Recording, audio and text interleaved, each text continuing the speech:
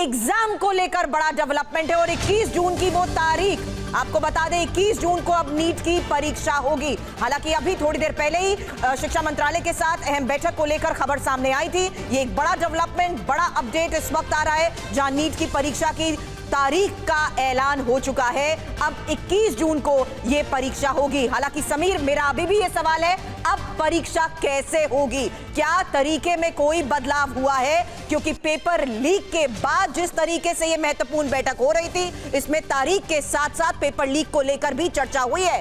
चर्चा क्या हुई है और जानकारी के साथ शालिनी हमारी सहयोगी हमें ज्वाइन कर चुकी है। बताएं शालिनी।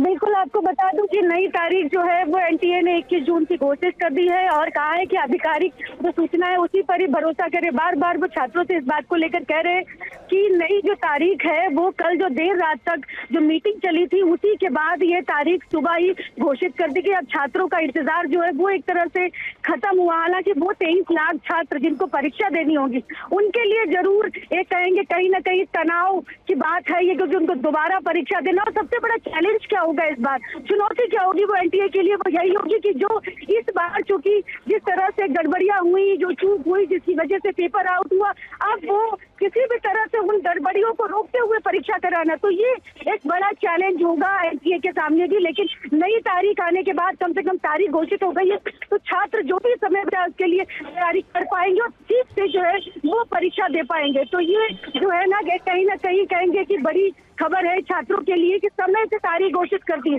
क्योंकि उसने एनटीए ने पहले ही बोला था कि उस दिन जो 3 दिन पहले प्रेस कॉन्फ्रेंस की थी उसमें कहा था कि हम 1 हफ्ते के अंदर जरूर ही डेट जो है अनाउंस कर देंगे। उसी को जल्द से जल्द जो है तारीख का